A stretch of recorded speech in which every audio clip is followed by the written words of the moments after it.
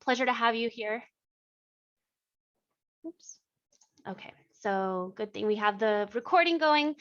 Today we're going to be going over preparing for the end of the school year. I can't believe it's already that time of year again.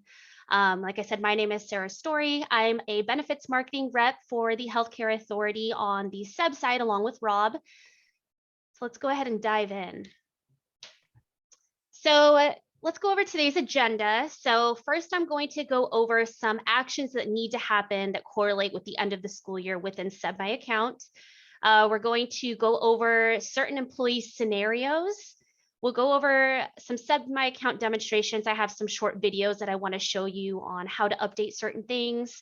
And then a very important topic, some upcoming changes that are happening. So there's going to be some upcoming changes. A few of them that I'm going to talk about includes Navia, some multi-factor authentication and your employees, and then Fuse. That's the biggest one. So stay tuned for our upcoming changes. And then we'll go ahead and wrap up today's webinar with some reminders, tips, and resources. Hey, Sarah, just a quick note to the participants. For your questions, if you could hold off until we get to that section in the webinar and only ask questions that pertain to this webinar that we're providing you. Thank you. Okay, so let's start by talking about the organization profile in SEBB My Account. So you can see a screenshot of it on the screen here. So first, I want to show you where you need to go to update your first day of school. So you can see on the right of the slide within the organization profile, there's that orange box highlighting the first day of school. So you want to be sure to go in and update this prior to August 1st. So that's key. You can update your first day of school now if you would like. And the reason why it's so important to update your first day of school is because of those newly eligible employees who are eligible at the start of the new school year. If you do not update your first day of school, their coverage will begin the first of the following month instead of their first day of work. So an example for you, let's say your first day of school is September 5th, and you have a newly eligible employee starting on the first day of school. Well, if their coverage should begin September 5th, but if you do not update your first day of school, their coverage will actually begin October 1st. So it makes it to where their effective date, all of that stuff doesn't take effect like it should. Now, if your district has multiple first days of school, you're going to want to enter the latest date. So for example, let's say your high school starts on September 3rd, the junior high starts on September 5th, and then all of your other schools within your district start September 8th.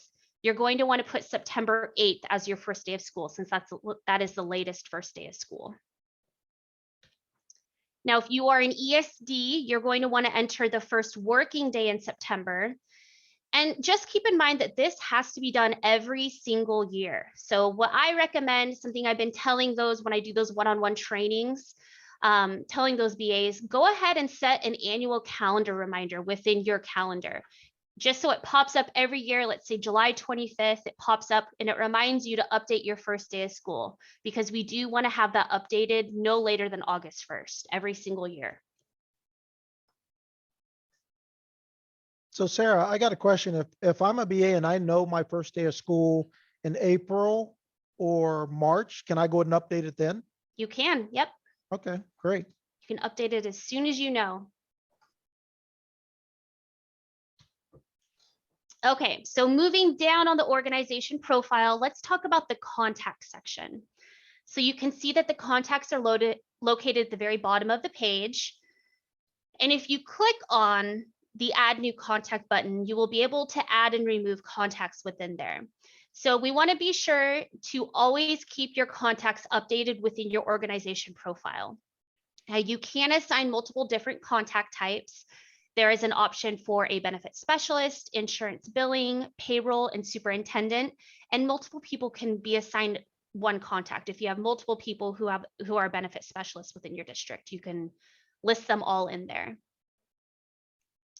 So please be sure to add your contacts. I know there are some districts that don't have any updated or any listed at all, so just be sure to get in there. This comes in handy for when us at HCA need to contact someone at your district regarding these specific subjects. We first go to this contact section to see who would be the best person to contact at your district. If there are no contacts listed, we then have to kind of guess and see who would be the best contact. And sometimes we have to contact multiple people to get in touch with the right person. All right, so next I have a short video that I want to show you, and it's about updating the first day of school and then contacts within your organization profile.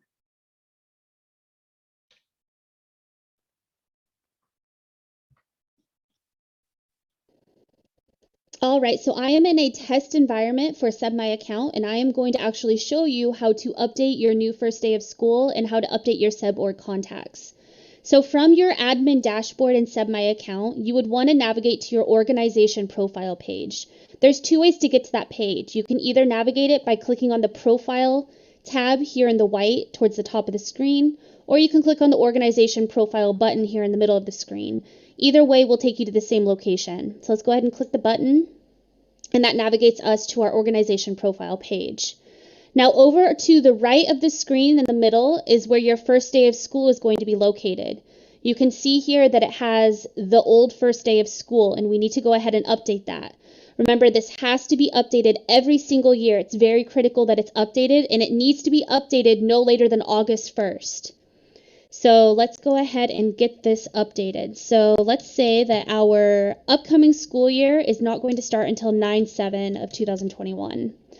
So we went ahead, we updated that, and then you want to scroll to the bottom of this page and you want to click Submit Changes to save that, or else it's not going to save. So we click the Submit Changes, and you can see it says Record Successfully Saved, so it went ahead and saved. Then at the bottom of this screen, this is where your SEBB org contacts are located. So right now you can see that this SEBB org has one contact listed, Jane Doe, and Jane Doe is listed as a contact as their benefit specialist and their insurance and billing person. Let's say that Jane Doe is actually leaving the district and we need to update and add a contact who is going to be replacing Jane Doe. We simply are just going to click the Add Contact button here on the right-hand side. You click that and a new contact will populate. You click the plus sign next to that, and this is where you're going to input that new contact's information. So let's say, test tester is who is taking place. So you need to input their name, email, phone number, and address.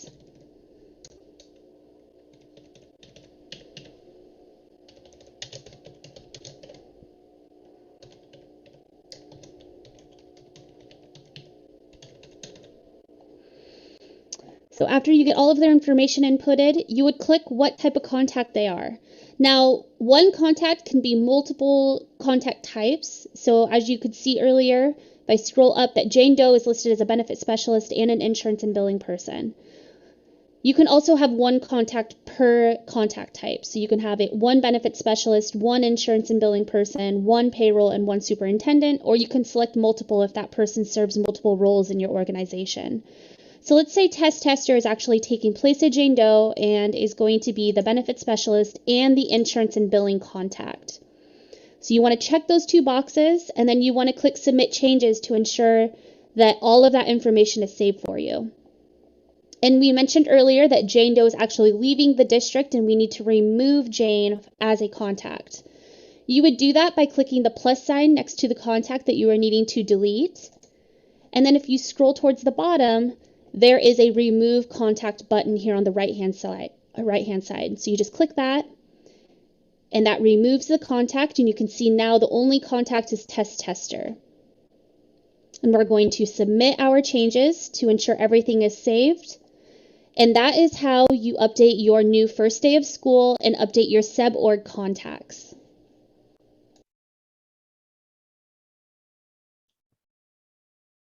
All right, so hopefully you enjoyed being able to see a live version within SEBB My Account on how to update within the organization profile. So moving on from the organization profile, I want to talk about managing benefit administrator access within SEBB My Account. So you should be reviewing and consistently updating the access tab in SEBB My Account. Now remember, those who have the admin role assigned, they can assign all user roles except the admin role. So if you need to add or remove someone from the admin role in SEBB My Account, you need to fill out the admin appointment/removal form. Now, it's important to know that there are different sections on this form. So the first section that's highlighted in the orange, this should be filled out every single time that this form is being completed and turned in. It just lets us know what sub-org we are working with, and then also lets us know the superintendent's info. The next section needs to be filled out if you are wanting to add an admin. The third section needs to be filled out if you're wanting to remove an admin. And then this last section, this section's missed a lot. This must be signed and dated by your superintendent for both adding and removing someone's admin rights. So just be sure every single time you're turning this in that you have your superintendent sign and date off on it. Then once the form is complete, you can go ahead and email it to the email address that's listed at the bottom of the form for us to go ahead and process. And that email address is hca.sebitsupport@hca.wa.gov.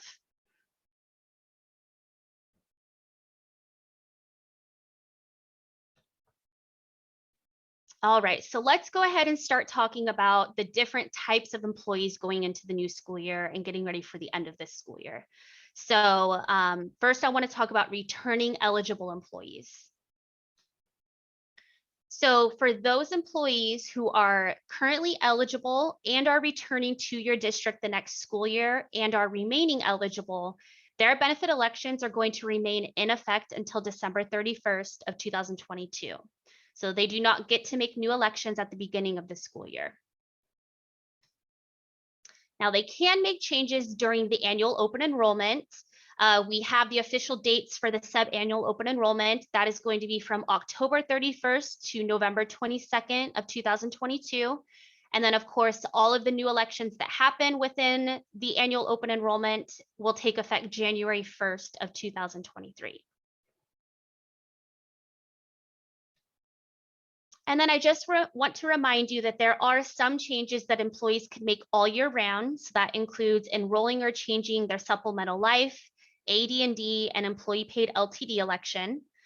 Of course, they can submit SOE events if they incur one. So that's special open enrollment events. So that would be like marriage, birth, adopting a child. And then they can also change their employee HSA contributions. Now, I also want to point out that eligibility worksheets are not required for those employees who are returning and eligible.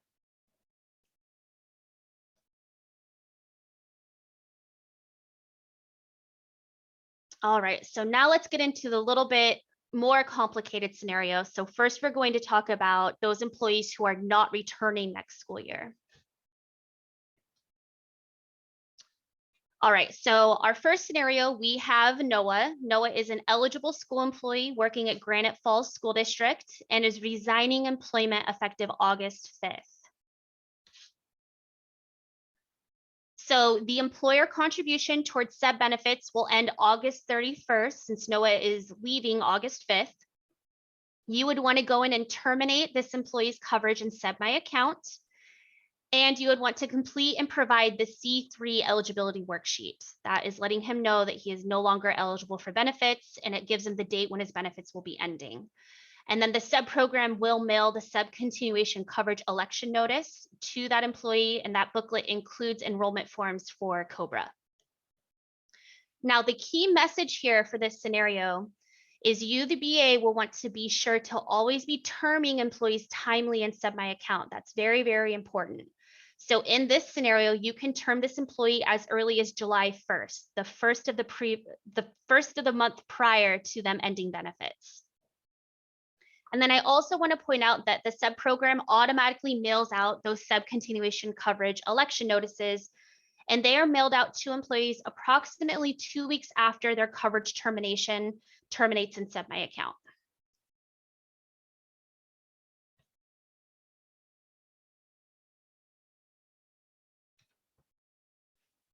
All right, so let's talk about someone who's retiring. So we have Tyson. Tyson has decided to retire and submits his letter of resignation effective June 17th.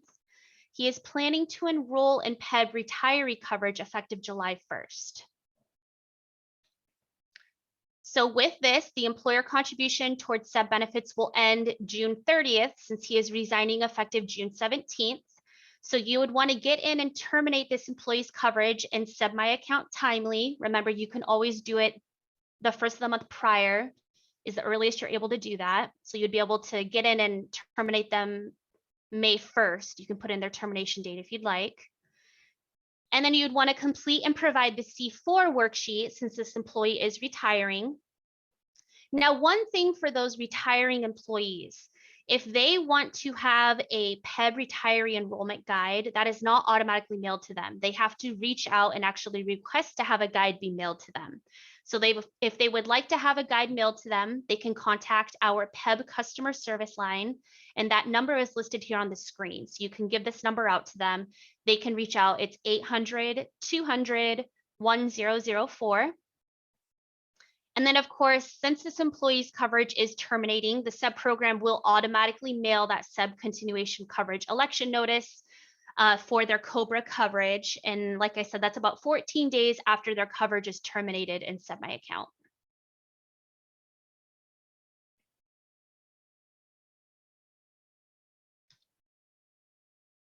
So I do want to point out that the Outreach and Training Unit is hosting monthly PED retiree webinars now through December.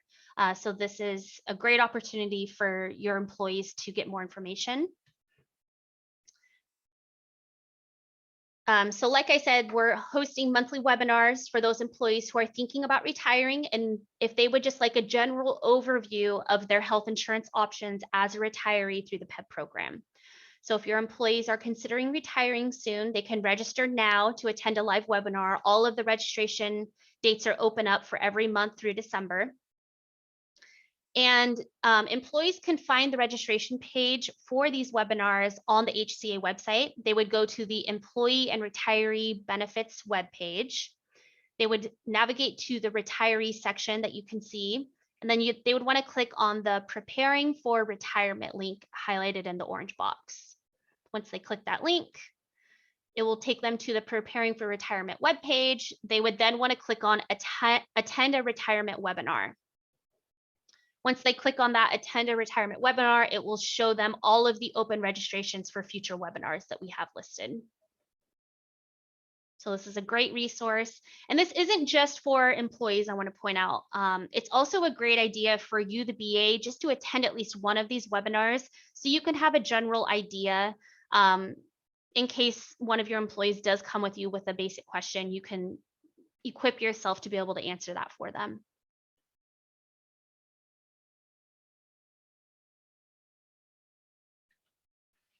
All right, so next I want to get into some transferring scenarios.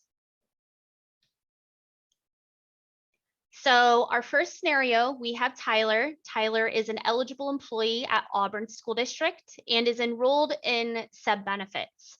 Now he has decided to take a new position with Kent School District starting on September 3rd, and his last day with Auburn will be August 17th. So in this scenario, Auburn School District would want to contact Kent School District and confirm that Tyler will be eligible for benefits at Kent School District. So once they confirm that he is eligible for benefits, Auburn would then enter a transfer effective date in SEBB My Account of August 17th. That's very important. You would put a transfer effective date as long as that employee is eligible at their next district. That date would be August 17th. Kent School District would then begin to add Tyler in SEBB My Account as a new employee once he starts with their district. And once SEBB My Account recognizes that Tyler has an existing profile within SEBB My Account, Kent will then have the option to claim Tyler's account. Now, in this scenario, Tyler would not receive new elections unless his health plan is no longer available. But of course, he can make new elections when the next annual open enrollment comes around in October.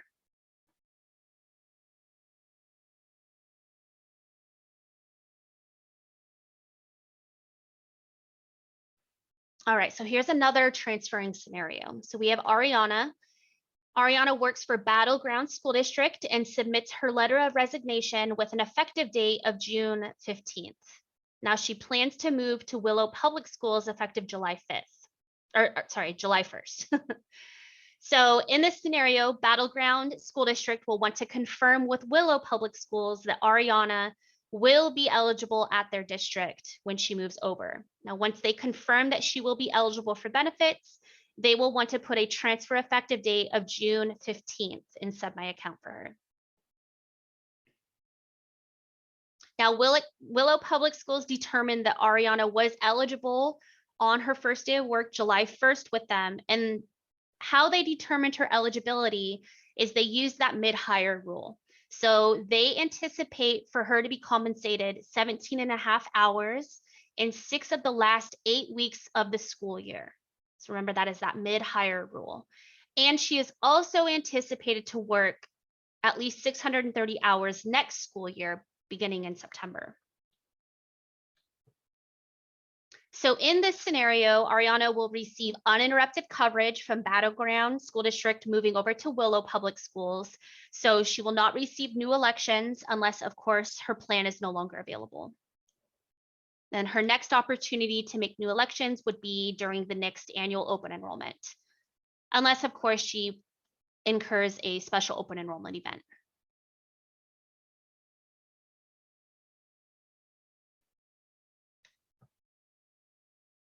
Okay, so let's talk about someone who may seem like a transfer, but they're not quite a transfer. So we have Sophia, who works for ESD 101 and submits her letter of resignation with an effective date of June 15th. And she plans to move and work for Vancouver School District effective July 27th. So let's say ESD 101, they reach out to Vancouver to see if she will be eligible for benefits. And Vancouver says, no, she will not be eligible right away. Well, ESD 101 will want to put a termination effective date in SEBB account. So that's key. She's not a transfer. You need to put in a termination effective date. And that would be for June 15th, her last day of work with them. They also will want to complete and provide the C3 worksheet for her employment ending. Now, I want to point out again that this is not a transfer because Sophia is not eligible for coverage with Vancouver School District. So in this scenario, let's say Vancouver determines Sophia is not anticipated to be compensated 17.5 hours in 6 of the last 8 weeks of the school year. So she does not qualify for that mid-year hire rule. So she will not be eligible for July or August coverage. However, she is anticipated to work 630 hours the next school year. So keep in mind that every new school year, eligibility needs to be redetermined for employees. So they anticipate her to work 630 hours the next school year. So she would then be eligible for benefits again, her first day of work in the new school year. And then Vancouver would then want to complete and provide the A1 worksheet to this employee as they are a newly eligible employee, and she would receive new elections. Hey, Sarah. Yes. I'm getting a lot of questions on if they don't know if they're transferring to another school district or not. And Sarah's going to cover this during the presentation. If you don't know, just term the employee, the new school district can go ahead and claim their account once they enter them as a new employee. Not a problem. Yes, so that is actually my next slide. So great transition into that. So I came up with a little slogan last night when I was laying in bed. So my little slogan is, when in doubt, term them out. So BAs who are uncertain if that employee is going to be eligible for SEBB benefits at the employee's new SEBB org, go ahead and just term out that employee. Of course, you can reach out to the new district. You can access a report in SEBB account called the Benefits Admin Contact List, and you can reach out to the district to confirm that employee's eligibility. But if for some reason you are unable to confirm that employee's eligibility, or the district let you know that no, they are not eligible for benefits, go ahead and just term that employee out, enter a termination effective date in SEBB account. If that employee ends up being a transfer, the new SEBB organization is still going to be able to pick up that employee as a transfer when entering in that employee as a new subscriber. It'll recognize that, hey, this employee should actually be a transfer, and it will take care of that employee's profile. So when in doubt, term them out. Kind of cheesy, but something to help you remember.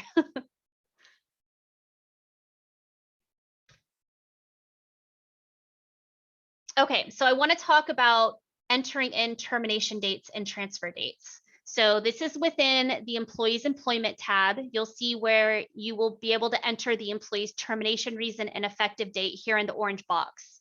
So if this employee is not eligible at their new district, they're ending employment with your district, or you're not able to confirm with their district, their new district, whether they're eligible for benefits or not, go ahead and just term them out. So go ahead and put a termination reason and a termination effective date in there. And on this same tab, you also can see where you would transfer the subscriber. So you would go ahead and just enter in a transfer effective date and click submit changes. Now, remember, if you are entering an employee as a transfer, the employee needs to be eligible at their new SEBB org.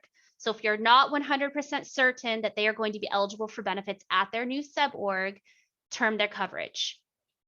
Okay, because then the new SEBB org can go ahead and claim that employee's profile, even though you put in a termination date for that employee.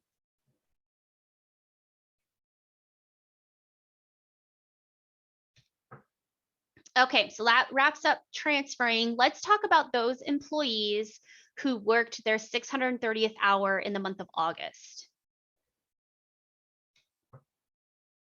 So Kiana works for Bremerton School District and was anticipated to only work 550 hours in the school year, but ends up reaching 630 hours worked on August 5th. So there's a few different ways that this scenario can go. So if Kiana is anticipated to work 630 hours in the next school year, she would be eligible for benefits effective September 1st, the first of the following month. However, if Kiana is not anticipated to work 630 hours in the next school year, she will not become eligible for benefits in the current or the new school year. So it all depends on whether that employee is eligible or is anticipated to work 630 hours in the next school year.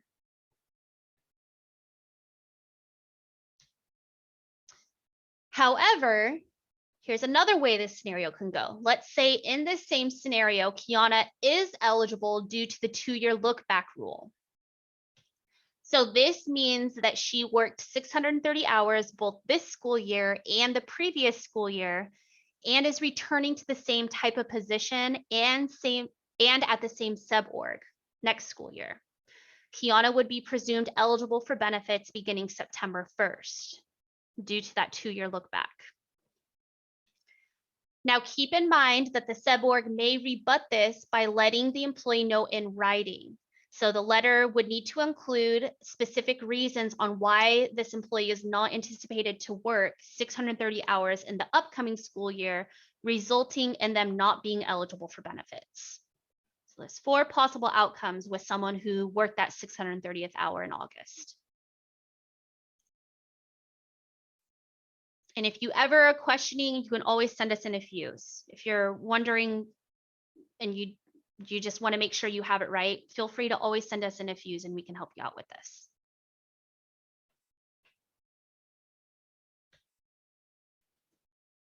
Okay, so let's get into some approved leave scenarios. And when we say approved leave scenarios, we're talking about someone who's on leave from one school year going into the next school year. So our first one is just FMLA. So Michaela is an eligible school employee at Davenport School District. She is placed on approved FMLA in the month of August, and at that time, the BA completed and provided the C2 worksheet. The C2 worksheet is for when the employee is leaving on FMLA leave. And let's say that approved leave lasts until October 16th. Now, Michaela is anticipated to work 630 hours in the new school year, so for the 22-23 school year. So in this scenario, SEBB benefits would continue uninterrupted. This employee would receive no new elections. No action needs to be taken in SEBB My Account. And then this employee would need to wait until the next annual open enrollment to make any election changes or new elections.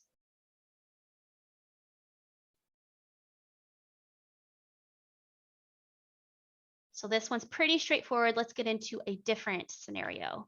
So with this new scenario, we have someone who is on FMLA and PFML. So Isabella is an eligible school employee at North Shore School District. She was approved for FMLA and PFML in the month of August, and at that time, the BA completed and provided the C2 worksheet to her. Now, let's say the FMLA lasts until October 30th, and then the key here is that the PFML has to overlap the FMLA coverage for at least 1 day in order for the PFML to be a protected leave for this employee. So in this scenario, the PFML overlaps the FMLA by 1 day, and that extends their protected leave for another 4 weeks, ending November 27th. However, after November 27th, Isabella then goes on approved leave without pay, so she does not return to work. So as a result of this, she is not anticipated to work 630 hours in this school year. So in this scenario, coverage would terminate November 30th. That is the last day in the month in which the PFML, or the employee's protected leave, had ended.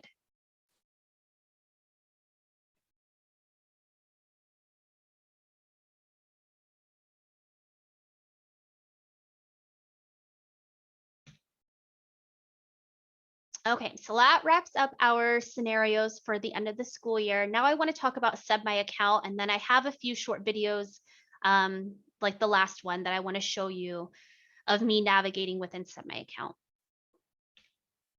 So first, let's talk about termination of coverage. So you want to terminate coverage no earlier than the first of the month prior for employees who are leaving your SEBB organization, or for those employees who are not eligible for the next school year. Now, you would want to terminate coverage for these employees losing eligibility prior to August 12th to have them be removed from your September billing file. It's okay if you don't get around to it prior to August 12th. Just keep in mind that they will still show up on your September billing file, and then they should fall off on the October billing file. So you'll just want to keep that in mind. Now, coverage is not going to end automatically for employees on August 31st. You actually have to tell the system to end their benefits. So that's why I'm pointing this out. It's very important that those employees who are leaving your SEBB org, or who are no longer going to be eligible in the next school year, you need to end their benefits. You need to tell the system to get their benefits terminated. Now, for those employees who are losing eligibility and having their benefits ended, you need to provide the appropriate C-Series eligibility worksheet. Now, if eligibility worksheets is a new term to you, or you're not familiar with them, send in a few, and Rob and I can meet with you one-on-one, and we can do a training just on the eligibility worksheets, because it's really, really important. It's actually a requirement that SEBB orgs are using these worksheets. And then, of course, the SEBB program is going to automatically mail out the employee's SEBB continuation coverage election notice approximately 2 weeks after their coverage is terminated.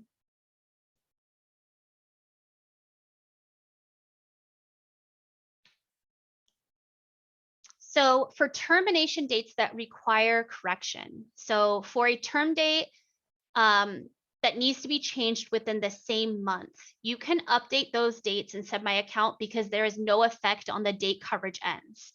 So for example, let's say you entered May 5th as a term date when it should have actually been May 20th for an employee. Well, you can go ahead and correct that in SEBB My Account on your own, because with either date, coverage would still term May 31st. Now, this is one that you need to pay attention to. So for term dates outside of the same month, we ask that you please send in a fuse for us to go ahead and make the changes. And the reason why we need that is because outreach and training has to handle these situations to ensure both systems, meaning SEBB My Account, the system that you work in, and then our backend system, which we call Pay One, we have to make sure that they are all totally updated and they all read the same across the board. So for example, let's say you enter a term date of March 5th in SEBB My Account, but it should have actually been April 5th. So this is when you would want to send in a fuse for us to make this correction, because the coverage term dates change when switching months. So just be sure to send in a fuse, even if the system allows you to change the term dates. If it's outside of the same month, just send us in a fuse so we can make sure Pay 1 reads correctly and that employee's coverage is terminated. All right, next I want to show you a short video demonstrating on how to term an employee's coverage in SEBB My Account.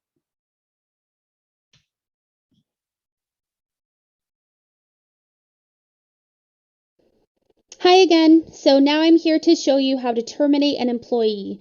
You would want to do this if an employee is no longer going to be continuing with your district for the next school year, or maybe they're going into a position that's not benefit eligible and you need to terminate their benefits.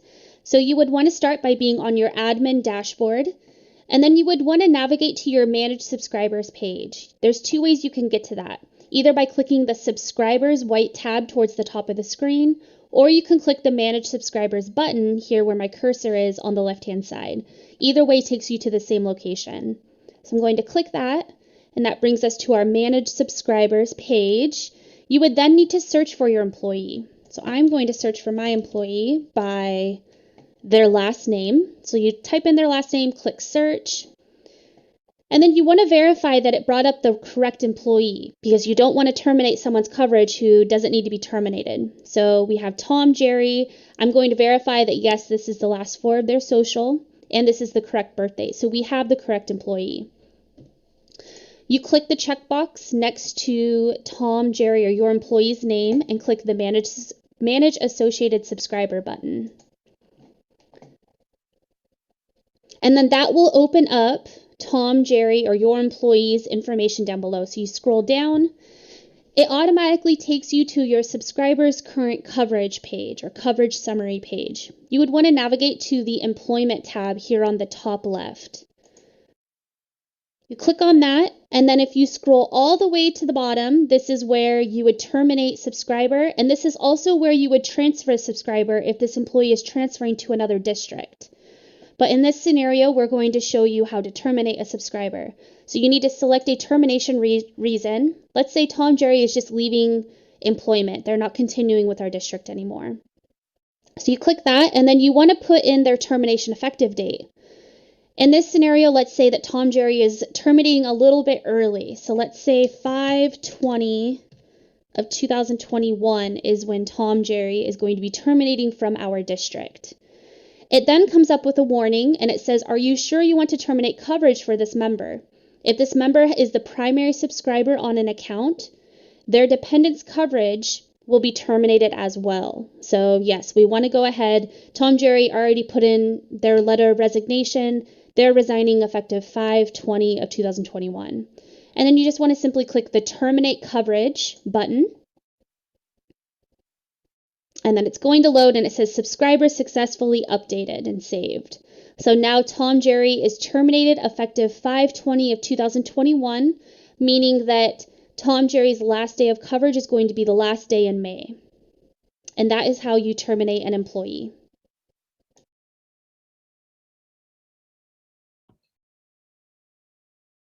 All right. So next I want to get into, this is also a very important part of our presentation, some upcoming changes that are happening within the SEBB program. So I just want to point out that Smart Health had a new platform. It went live April 12th of this year. And there is a new app for employees if they would wish to download the app on their phone to use Smart Health. And just a reminder that Smart Health is included in SEBB benefits, so it's no cost to your employees to utilize Smart Health.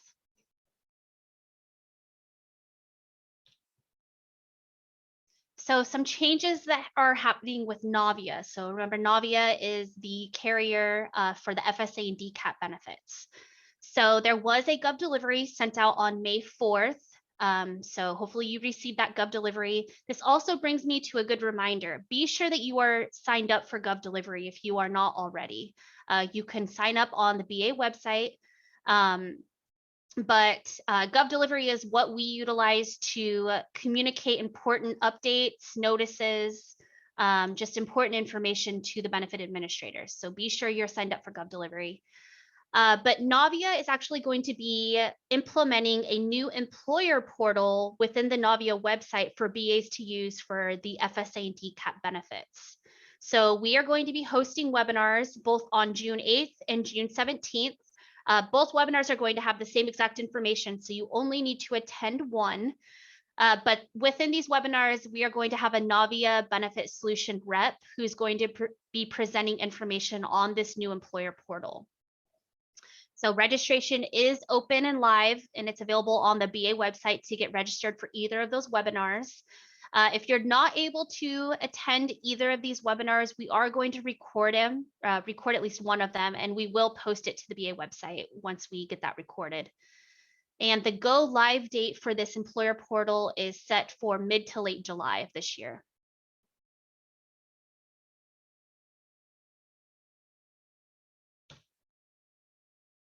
So talking about SEBB My Account, employees are now going to be required to have the multi-factor authentication. They're going to have to do that every time they go to log in beginning June 2nd for SEBB My Account. So just like you do today, when you log into SEBB My Account, you have to either have that 6-digit code either emailed to you or texted to you. Well, now employees are going to have to be doing that now when they go to log into SEBB My Account for the first time, and every time after June 2nd. And then just a reminder, there's not going to be any changes to the employee's login credentials. It's just an extra step that they're going to have to take, just so the system can verify that they are who they say they are. And we plan on sending out more information and details via Gov Delivery on the 18th of May and then June 1st. So be on the lookout for Gov Deliveries on that. And I believe one of the Gov Deliveries will contain a forwardable message that we want you to forward to your employees. So be on the lookout for that.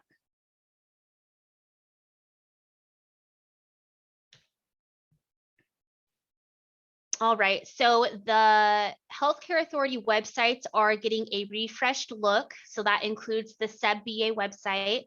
So there's going to be a new look, new layout, new menu navigation, but there's not going to be a change in any existing web links. All of the web pages are going to have the same content. It's just going to have a different look. So we are going to have more information coming mid-July, and these changes will take effect July of 2022, late in July.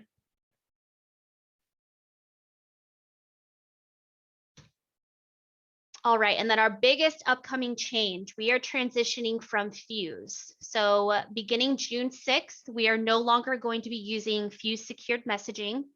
We are going to be moving to a HCA support platform. So it's a new platform starting June 6th. So be on the lookout for a Gov Delivery, more to come with details on all of the changes that are happening, and a lot of details via Gov Delivery we'll be sending out.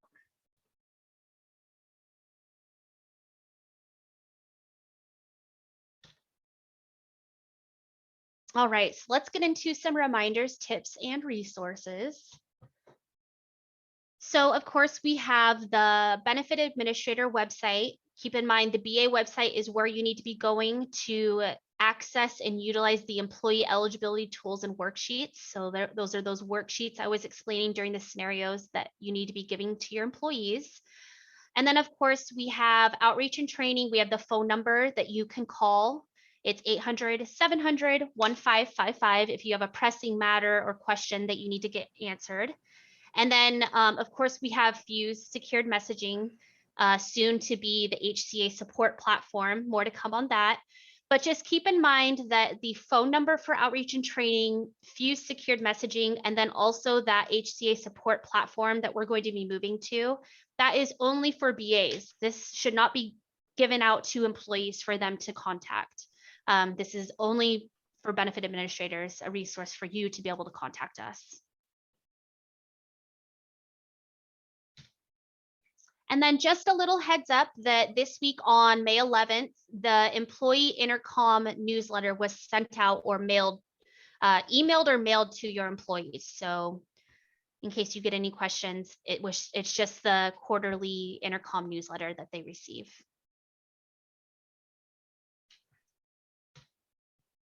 All right, so a terminating coverage reminder. So keep in mind that school employees who have reached 630 hours in the school year are going to maintain their SEBB benefits through the end of the school year. And when we say through the end of the school year, we mean August 31st. Unless, of course, their employment was terminated early.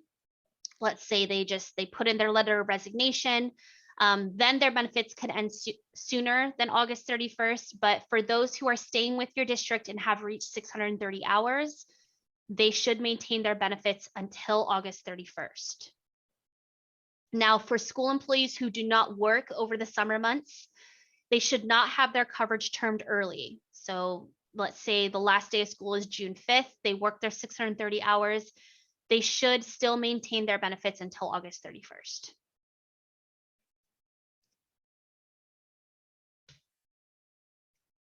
All right, and then my favorite subject, the date of eligibility. Yay. So, so I just want to remind everyone that, well, there was a Gov delivery sent out on April 4th, and it went over the date of eligibility. So remember that the date of eligibility is the date an employee has established eligibility for SEBB benefits. It is not their effective date of coverage. So the date of eligibility, that begins the employee's 31-day benefit election window. It is not the date that their benefits are effective. So the key here is that SEBB My Account is automatically going to calculate the date benefits are effective based off of the date of eligibility that is entered into SEBB My Account. You're never, ever, ever going to put the effective date of coverage in SEBB My Account for an employee.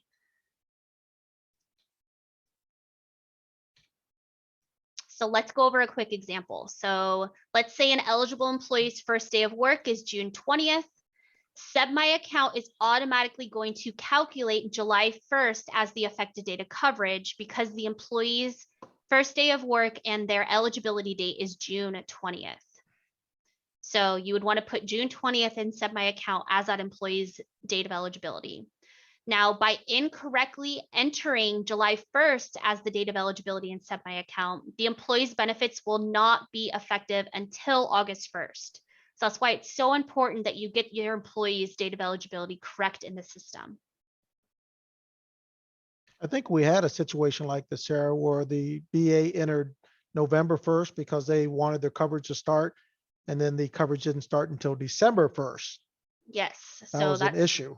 And another tool to help you determine the date of eligibility for an employee, fill out the eligibility worksheet for your employee prior to even entering them in SEBB My Account. That way you can refer to that worksheet and it will tell you the date of eligibility when you're actually entering the employee into the system. Now, if you discover that you entered in an incorrect date of eligibility in SEBB My Account, it's very important that you do not attempt to correct or fix the issue in SEBB My Account once you have submitted the incorrect date of eligibility. What you'll want to go ahead and do, you'll want to go ahead and send us a fuse indicating that there is an employee's date of eligibility that needs to be adjusted. And then our O&T staff will go ahead and make the necessary adjustments. And the reason why we have to be the ones to make the adjustments is because it's a 3-day process. We have to terminate the coverage, let the system update, and then we have to put the correct date of eligibility into the system. And we have to make sure that not only SEBB My Account, but our backend system, Pay1, reads the employee's correct date of eligibility and makes their benefits take effect on the correct date. So just remember, you never, ever, ever are going to put the effective date of coverage in SEBB My Account. You always will put the eligibility date, and SEBB My Account will automatically calculate when the employee's benefits should be taking effect.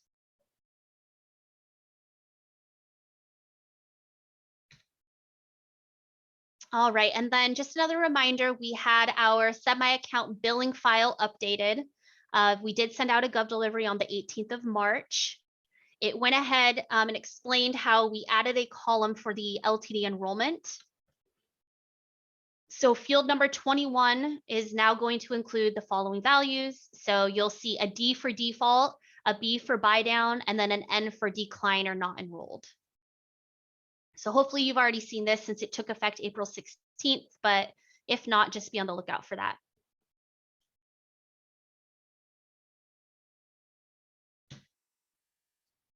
All right, and then let's go ahead and go over our upcoming webinars that we have. So like I mentioned, we have 2 Navia webinars coming up. So we have on June 8th from 1 to 2 and June 17th from 10 to 11. Both of these are going to be the same webinars. It's just we wanted to put out 2 dates in case you couldn't attend one.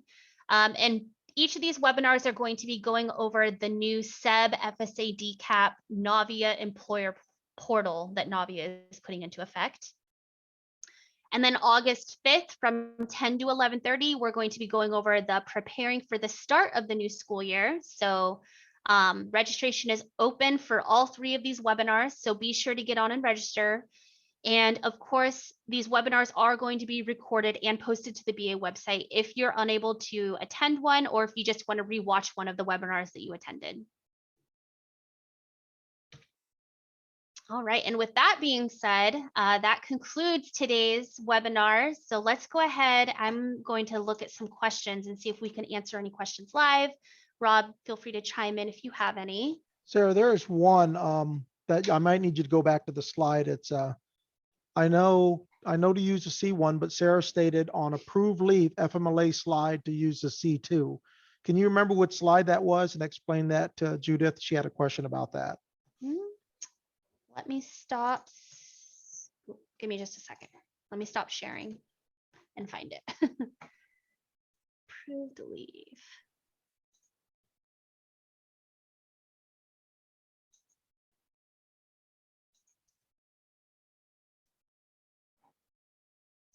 Okay, so was it FMLA and PFML or just FMLA? Either way, you would want to use the C2 worksheet.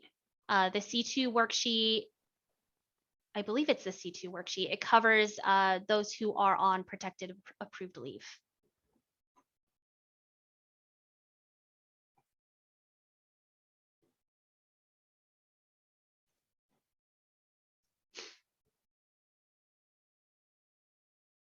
Any other questions you want to answer live?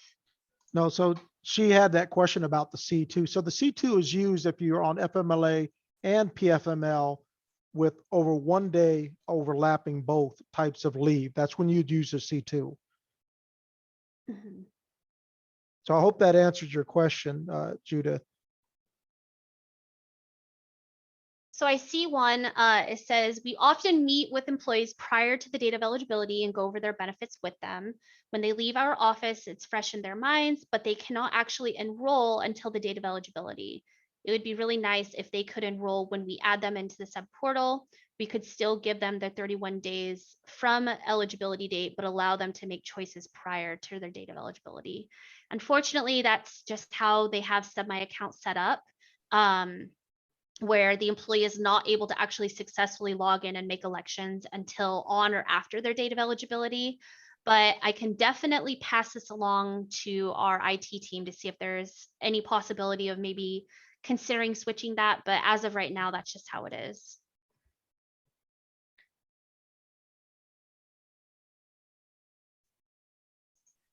Did you answer the question? Oh, okay, you just answered that one. Mm-hmm. So there's, I guess we had a slide with Isabel example. I'm not sure what was on the slide, but Nicole was asking something.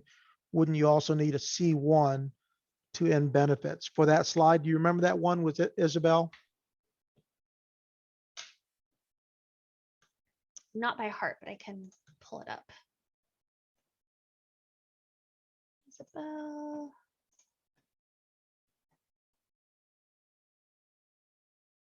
So that is a great catch. Yes, you would want to also give that employee a C series worksheet, letting them know that their benefits are actually, or not a C series, I have them all mixed up. The series where the coverage is terminating, letting them know that they're no longer eligible for benefits. And she said, would you also need a C1 to end benefits? It depends on how. Not a C1 to end benefits. When coverage is actually terminating, you would want to provide them with, let's see. I'm pulling up the website really quick.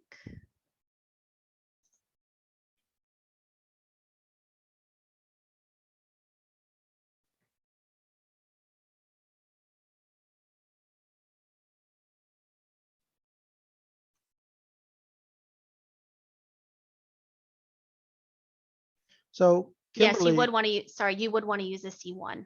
okay. Once they are no longer eligible for benefits, you would want to use that. So Kimberly had one, if on PFML approved only, the ability for continuing coverage is contingent on if the employee has already worked 630, correct? So PFML alone does not guarantee them that they're going to stay with SEBB benefits. So yeah, if they've already worked or they're still anticipated to work 630, then you can continue benefits. But if not, then you can term benefits.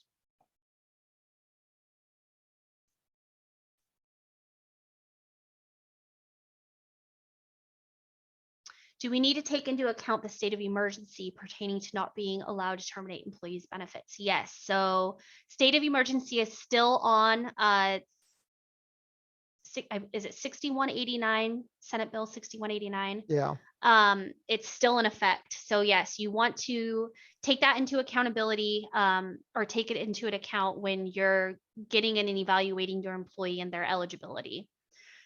We will send out a gov delivery with guidance once the state of emergency has ended. We don't know exactly when that's going to be. It's whenever the governor announces it.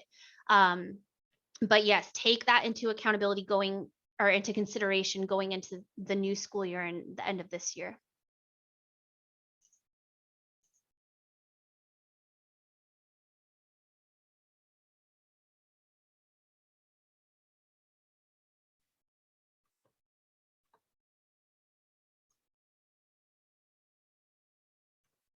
So Kelsey had a question. If an employee is on PFML leave and it doesn't overlap FMLA, the employee has already worked 630. Right there, if the employees already work 630, then they're good till August 31st. Do we end SEBB benefits? No. Or do they remain eligible because, yeah, because so they aren't, yeah. They would remain eligible as long as they're still an employee with your district because they have already worked that 630 hours.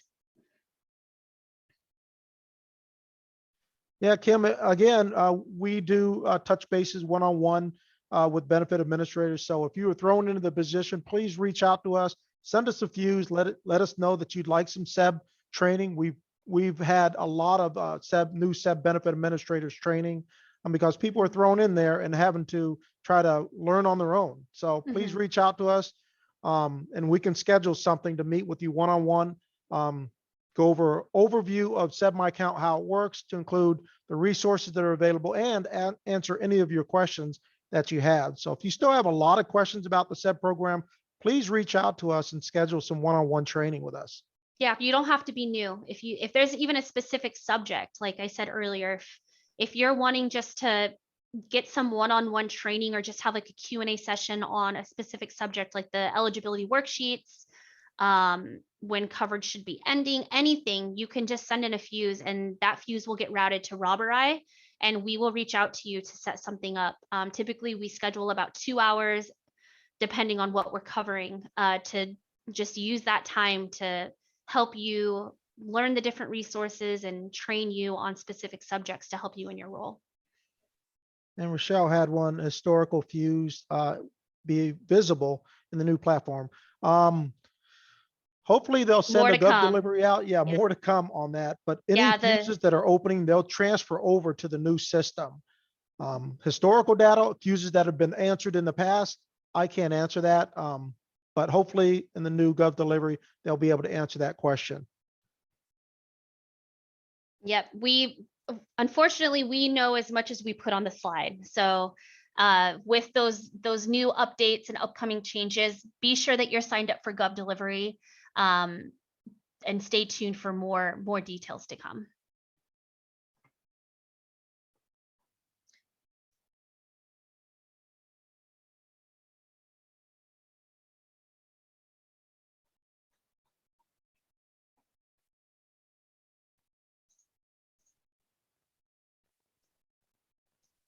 Just going through these. So there's one in here. It says, we enter our employees' dates of eligibility correctly. Sarah says that SEBB My Account should correctly calculate the coverage effective date, yet we have numerous instances of employees enrolling in SEBB My Account gives them a coverage effective date an entire month later than it should be. So let's say the date of eligibility is 3/28, coverage should begin 4/1.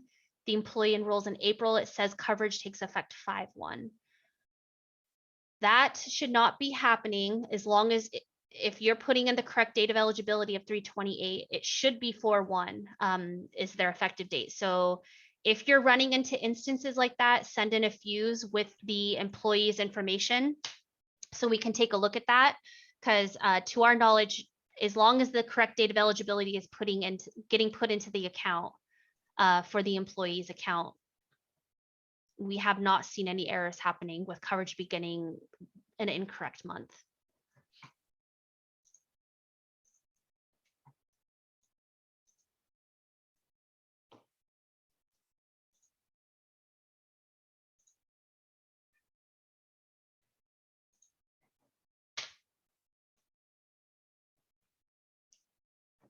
So with the state of emergency still in effect, does that mean that if we have an employee going on a leave of absence, they would still get benefits?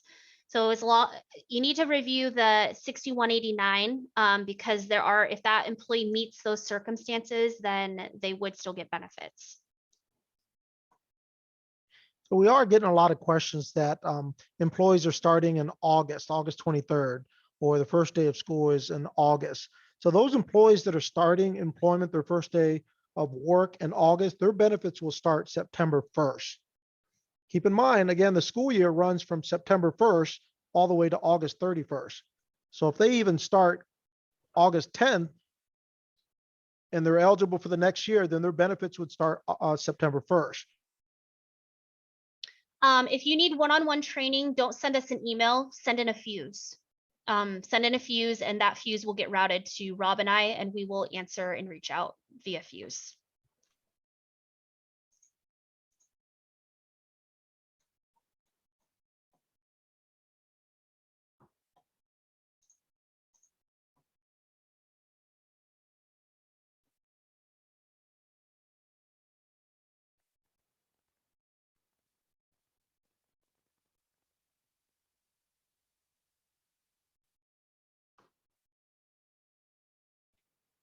Some of these questions is going to require some research just because there's different policies and WACs that we'll have to take a look at to make sure we're getting you the correct answer. So if we're not addressing your question, that is probably why. So is there something on the SEBB website for the 6189 state of emergency guidelines? Yes, there is. It would be under notices and updates, and there's a whole COVID-19 section. And in that section, you'll be able to see gov deliveries that were sent out as well as links to 6189.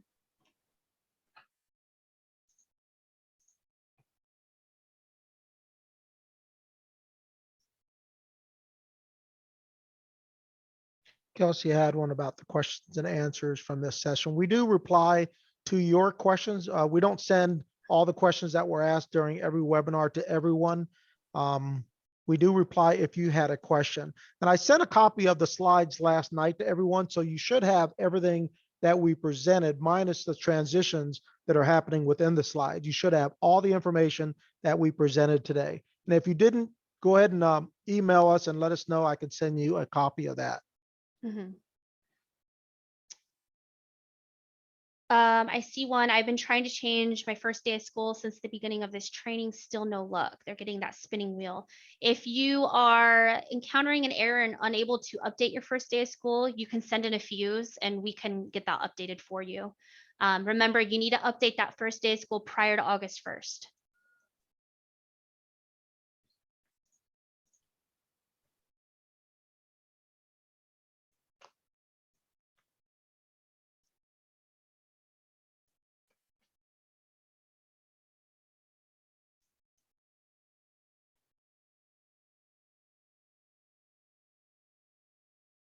So there's conflicting information about when we end SEBB benefits on staff whose last day with the district is in June and will not be returning in September. They are not retiring, just leaving the district. Would their coverage continue through August if they work 630 hours, or do we end benefits in June?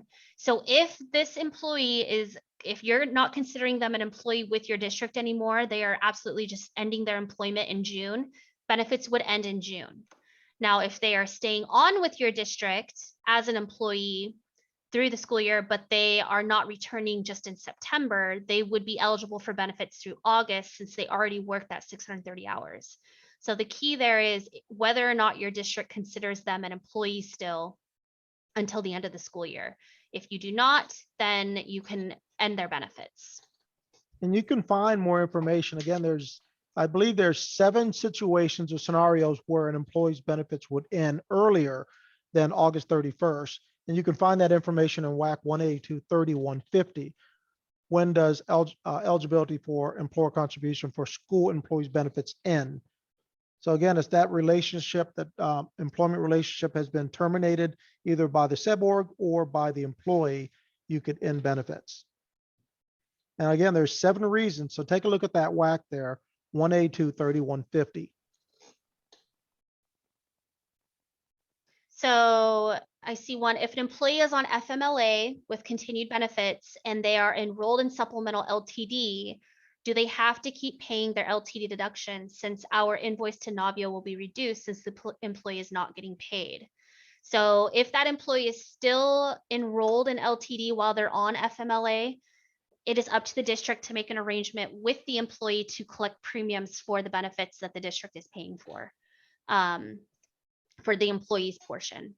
You'll have to make an arrangement with them to get the benefits or get the premiums collected.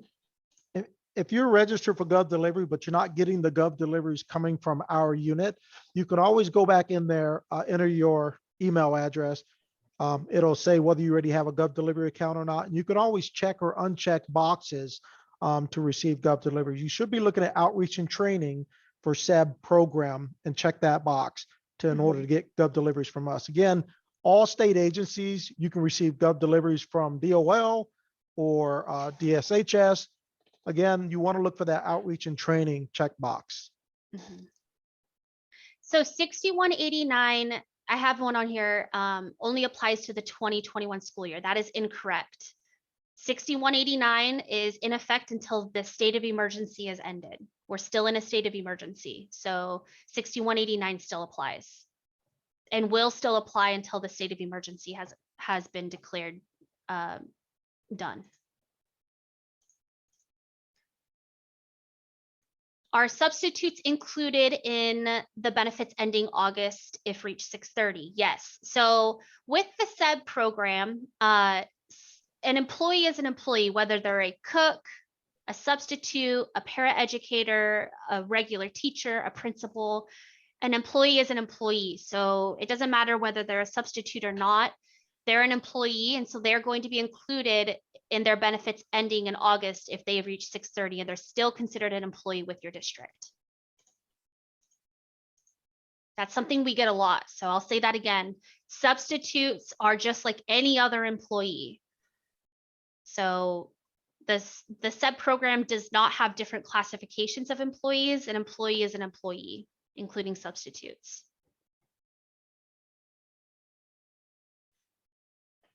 And I'm sending that WAC out again when SEBB benefits in for the employee in those different 7 scenarios there. It's WAC 182-31050.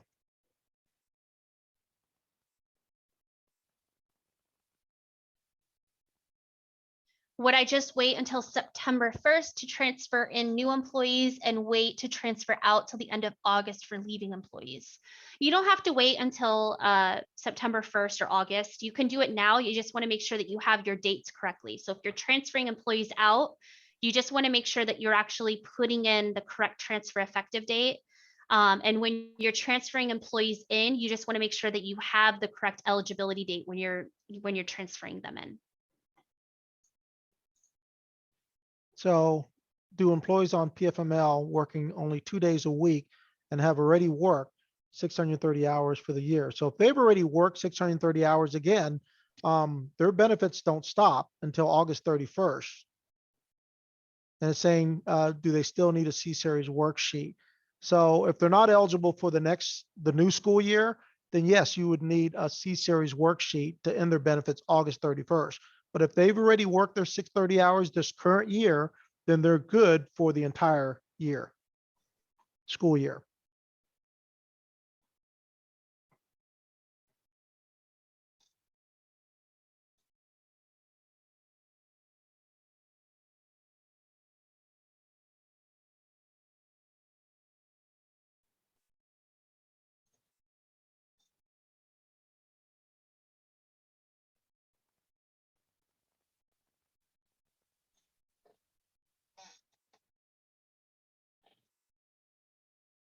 So I have an employee starting a new position as an admin with effective date of July 1st. That person is a teacher currently and is contracted through August with us.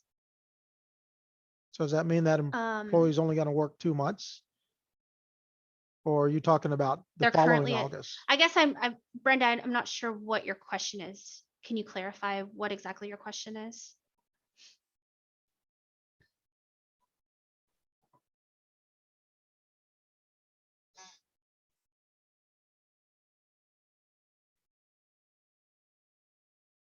So if an employee is on approved leave without pay and is determined to lose coverage, are you saying we cannot terminate their benefits because of the state of emergency?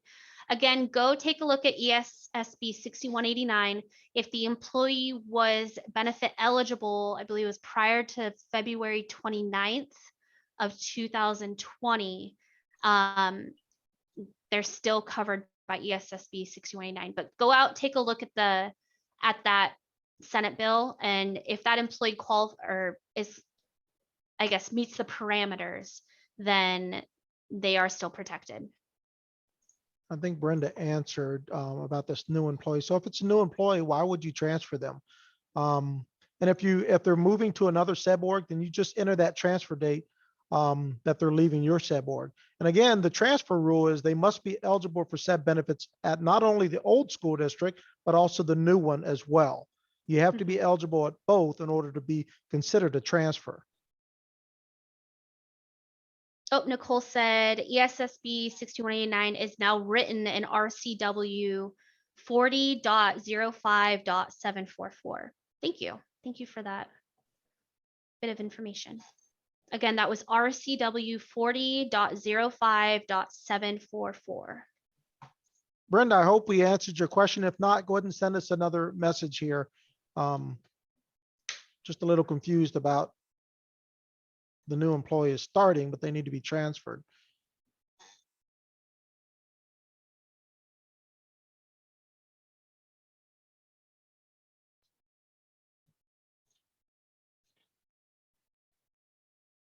Oh, the employee is going to a new school district after August. You can, so if they are going to a new school district, Brenda, I'm going to reach out to you after the webinar. There's some other questions that I want to ask, so I'll reach out to you after the webinar.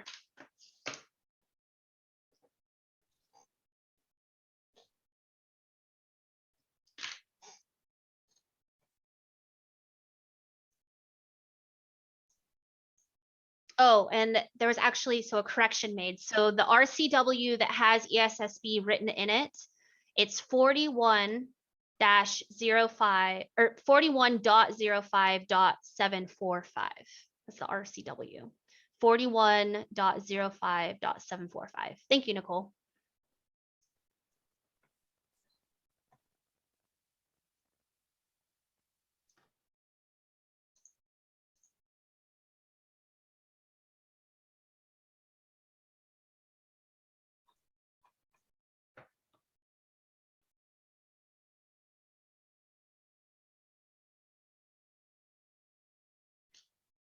So Cindy, she didn't have a question, but she had a comment about doing an updated LTD webinar. I know during the pre-open enrollment for last year, I covered a lot on the new LTD options and enrollment and how that works. So take a look at that video on our BA website. There's a large section on the pre-annual open enrollment when it talks about dual enrollment and the LTD benefit, how that's changing. Mm-hmm. Okay, so I have one here. I have an administrator whose contract ends on June 30th of 2022. She is remaining with the district, but is just moving to a certified role effective in August. She has worked 630 hours. Do I keep her benefits for July and August? She filled out a resignation form with an effective date of June 30th, but isn't actually leaving the district, just moving to a new position within the same district, if that makes sense. Yes, that makes sense. So since that employee already worked 630 hours this school year and is remaining an employee with your district, they are eligible to stay on benefits until the end of August. And then come September 1st, you need to reevaluate their eligibility. So I'm not sure if their new position would allow them to work 630 hours or not, but that's something that you would need to redetermine come September 1st. So Nicole sent us that, the new RCW, and you can find this on the BA website under update notices. If you scroll all the way down under COVID-19 guidance, you'll find the first one, Gov delivery, that was sent out June 22nd. It's updated guidance for employees' eligibility subject to RCW 41.05-744 or .744. You can read that information on how you would work with employees that fall under that RCW.